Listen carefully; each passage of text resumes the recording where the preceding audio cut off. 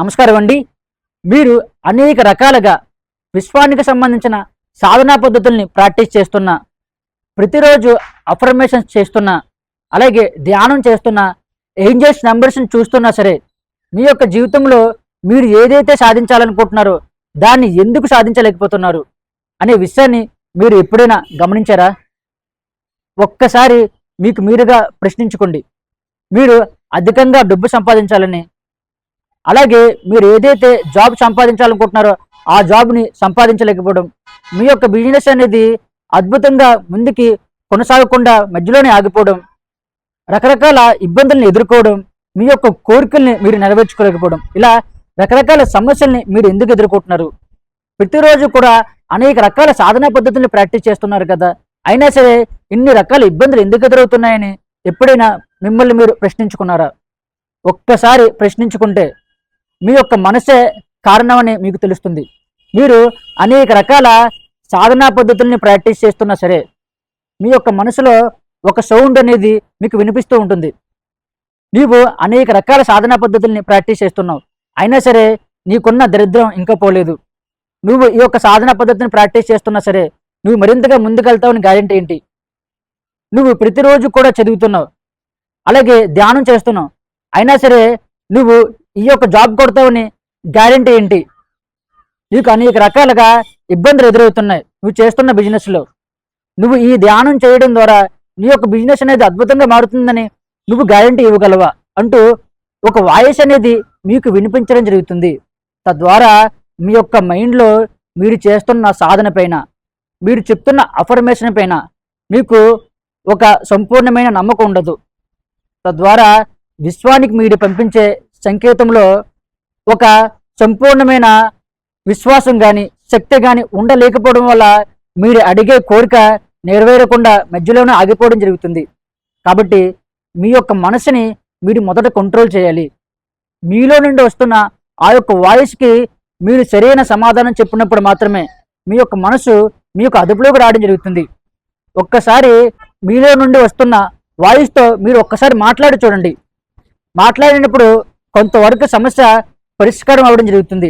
అవును, నేను అనేక రకాల సాధనా పద్ధతులను ప్రాక్టీస్ చేశాను, అయినా సరే నాకు తగిన ఫలితం రాలేదు. ఎందుకు రాలేదు? ఒక్కసారి మిమ్మల్ని మీరు ప్రశ్నించండి. మీరు చేస్తున్న ప్రతి సాధన కూడా మీరు క్రమ పద్ధతిలో ప్రాక్టీస్ చేశారా? సాధన చేస్తున్నప్పుడు మిమ్మల్ని ఎటువంటి నియమాలు పాటించాలన్నారో ఆ నియమాలు తోసా చెప్పకుండా మీరు పాటించారా అని ఒక్కసారిగా మీరు క్వశ్చన్ వేసుకోండి. అలాగే జాబ్కి సంబంధించిన అఫర్మేషన్ చేస్తున్నప్పుడు దానికి అనుకూలంగా మీ జీవితంలో మీరు తీసుకోవాల్సిన చర్యలు తీసుకున్నారా లేదా అనే విషయాన్ని ఒక్కసారిగా మీ యొక్క మనసుతో మీరు డిస్కస్ చేయండి. బిజినెస్ గురించి నేను ధ్యాన పద్ధతిని ప్రాక్టీస్ చేస్తున్నప్పుడు ఆ యొక్క ధ్యానంలో చెప్తున్న ప్రతి విషయాన్ని కూడా నా యొక్క బిజినెస్లో నేను అప్లై చేస్తున్నానా లేదా అనే విషయాన్ని మీరు ప్రశ్నించినట్లయితే అప్పుడు మీకు సమాధానం దొరకడం జరుగుతుంది. మీలో నుండి వస్తున్న వాయిస్తో మీరు ఒక్కసారిగా మాట్లాడండి. దాన్ని మీరు వ్యతిరేకంగా ప్రశ్నించడం మొదలుపెట్టండి. అది ఇలా మాట్లాడుతుంది: నువ్వు చాలా రోజుల నుంచి ఇదే అఫర్మేషన్ చేస్తున్నావు, ఇదే ధ్యానం చేస్తున్నావు, నువ్వు ఏదైతే కోరిక నెరవేర్చుకోవాలనుకుంటున్నావో ఇంత టైం అవుతుంది, నువ్వు అనుకున్నది అనుకున్నట్లుగా ఇంకా అవ్వలేదేంటి? ఇన్ని రోజులు ఖచ్చితంగా చేస్తే అది నెరవేరుతుందని గ్యారంటీ ఉందా అంటూ మీకు అది ఒక సవాల్ విసరడం జరుగుతుంది.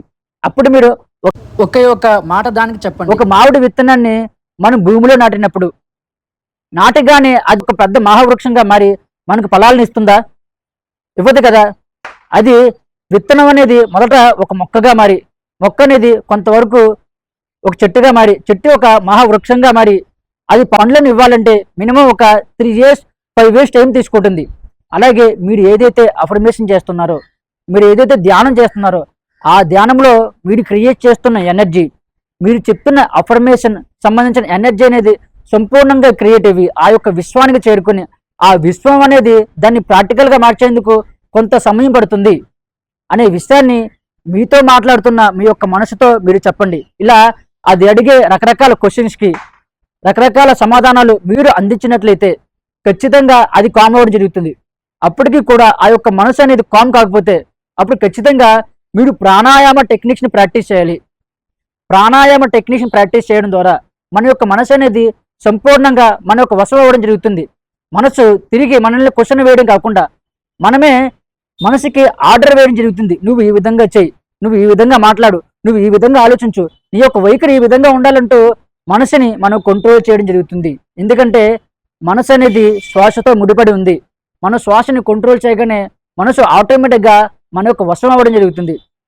కాబట్టి మనం ప్రాణాయామాలు ప్రాక్టీస్ చేయడం ద్వారా ఈ యొక్క మనసుని కంట్రోల్ చేయొచ్చు. నేను చెప్తున్న క్రియాయోగ సాధనలో ఈ యొక్క ప్రాణాయామ టెక్నిక్స్ని ప్రాక్టీస్ చేయించడం జరుగుతుంది. ఈ యొక్క ప్రాణాయామ టెక్నిక్స్ ద్వారా మన యొక్క మనసుని ఎలా కంట్రోల్ చేయాలి, మనసుని మన యొక్క వశం చేసుకోవాలంటే మన యొక్క మైండ్ని మనం ఏ విధంగా డిజైన్ చేసుకోవాలి, మన యొక్క కోరికని మనం నెరవేర్చుకోవాలంటే మనలో శక్తిని మనం ఏ విధంగా పెంపొందం చేసుకోవాలి, విశ్వంతో కలిసేటప్పుడు మనసును ఉపయోగించి విశ్వంతో మనం ఎలా మాట్లాడాలి, విశ్వానికి సమాచారం ఎలా పంపించాలి, మనలో క్రియేట్ అవుతున్న ఎనర్జీని మన యొక్క కోరికతో మనం కలిపి ఈ యొక్క విశ్వంలోకి ఎలా పంపించాలి అంటూ రకరకాల విషయాలని ఈ యొక్క క్రియాయోగ క్లాసెస్లో చెప్పడం జరుగుతుంది. తద్వారా మీరు ఏదైతే కోరుకుంటున్నారో, మీరు ఏదైతే సాధించాలనుకుంటున్నారో దాన్ని ఈ యొక్క క్రియాయోగ క్లాసెస్ ద్వారా సాధించడం జరుగుతుంది. మీరు ఉన్నతమైన స్థాయికి చేరుకోవడం జరుగుతుంది. ఈ యొక్క ప్రాణాయామ టెక్నిక్స్ని యూట్యూబ్ ద్వారా చెప్పొచ్చు కదని అడుగుతున్నారు. చూడండి, ఈ యొక్క ప్రాణాయామ టెక్నిక్స్ అనేవి గురుముఖంగా నేర్చుకోవాలి. అలాగే మీ యొక్క మనసు అనేది మీ పైన ఏ విధంగా ప్రభావం చూపిస్తుంది, మీతో ఎలా మాట్లాడుతుంది అనే విషయం మీతో మేము డిస్కస్ చేసేటప్పుడు మీ యొక్క తత్వాన్ని మేము తెలుసుకోవడం జరుగుతుంది. తద్వారా దానికి అనుగుణంగా మీకు ఎటువంటి ప్రాణాయామ టెక్నిక్స్ చెప్పాలి, ఏ విధంగా సాధన ప్రాక్టీస్ చేయించాలి, ఏ విధంగా మీరు ముందుకెళ్లేందుకు మీకు గైడెన్స్ ఇవ్వాలి అనే విషయం మాకు అర్థమవుతుంది. అలా కాకుండా ఒక సాధనా పద్ధతిని మీకు యూట్యూబ్ ద్వారా అందించినా సరే దాన్ని మరలా మీరు వ్యతిరేకంగా మార్చుకునే ప్రమాదం ఉంటుంది. అలా రకరకాల సమస్యలు ఎదుర్కొన్న వారు ఎందరో నన్ను కాంటాక్ట్ అవ్వడం జరిగింది. కాబట్టి అటువంటి సమస్యలు మీరు కూడా ఎదుర్కోవడం జరుగుతుంది. అంతగా కాదండి, మాకు ఒక ప్రాణాయామ టెక్నిక్ చెప్పమని మీరు అడిగినట్లయితే మీరు ప్రతిరోజు కూడా హృదయాన్ని ధ్యానంలోకి వచ్చినప్పుడు శ్వాసని నెమ్మదిగా తీసుకుని శ్వాసని నెమ్మదిగా రిలీజ్ చేయండి. చేస్తున్నప్పుడు ఆ యొక్క శ్వాసని గమనించండి. గమనిస్తూ మీరు శూన్యానికి చేరుకోవాలి. చేరుకున్నప్పుడు ఆజ్ఞా చక్రం మీద దృష్టిని పెట్టి మీరు ఏదైతే కోరుకోవాలనుకుంటున్నారో దాన్ని మనసులో కోరుకోండి. తద్వారా అది ఈ యొక్క విశ్వంలోకి చేరుకోవడం జరుగుతుంది. మీరు అనుకున్నది సాధించేందుకు అవకాశం ఉంటుంది. ఈ విధంగా ప్రయత్నం చేయండి. మీకు ఏమైనా డౌట్స్ ఉంటే కింద కామెంట్ బాక్స్లో కామెంట్ చేయండి. వీడియోని లైక్ చేయండి. Thank you.